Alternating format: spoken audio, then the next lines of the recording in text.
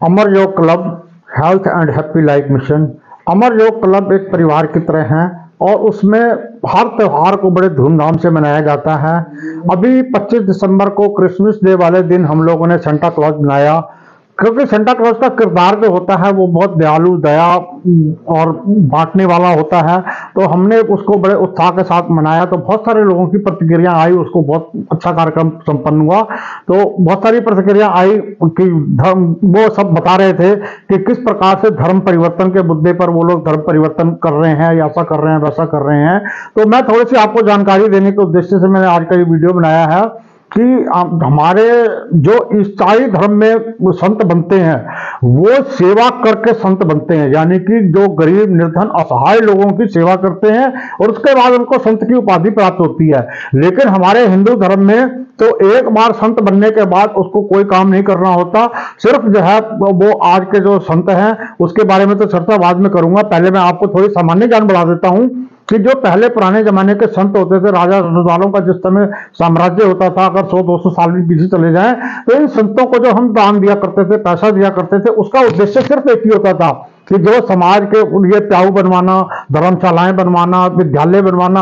विद्यालय क्या, उस समय गुरुकुल हुआ करते थे, तो उनका निर्माण करवाना, इन सब चीजों को, या जो निर्धन, असहाय, गरीब लोग हैं उनकी सेवा करना, उनकी मदद करना, उनके तक पहुंचाना। तो दान देने का उद्देश्य भी यही था। जो 10वां हिस्सा दान दिया जाता था उसका मतलब यही होता था कि जो है लोगों तक वो हमारा पैसा पहुंचे और जो समाज की एक रूपता है वो बनी रहे और समाज उस काम को कर सके।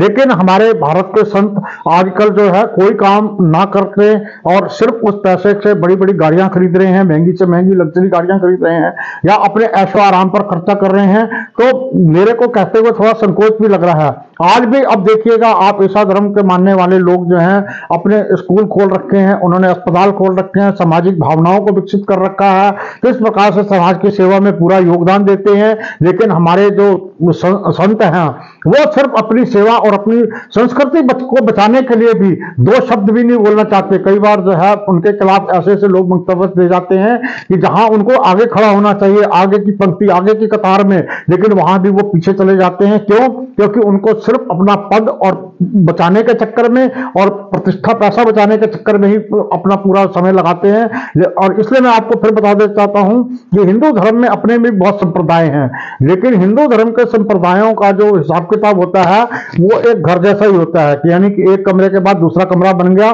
तो वो एक घर जैसा, परिवार जैसा ही होता है। लेकिन एक धर्म से दूसरे धर्म में जाना, इसी को धर्म परिवर्तन कहा जाता है। धर्म परिवर्तन दो चीजों से हो सकता है, या तो लालच से और या फिर ताकत से। आप आज का जमाना, जब से संविधान लागू हुआ है, आप ताकत से तो कोई काम कर नहीं सकते और लालच को कंट्रोल करना आपके अपने हाथ में है। अगर आप अपने संप्रदाय के लोगों की मदद करें, गरीब लोगों को, निर्धन, असहाय लोगों को, तो दुनिया की कोई ताकत नहीं जो उनको जो है दूसरे धर्म संप्रदाय में जाने के से प्रेरित कर सके। मैं तो आपको यही कहूंगा कि आप समाज की सेवा के साथ साथ इस धर्म परिवर्तन को आप खुद रोक सकते हैं।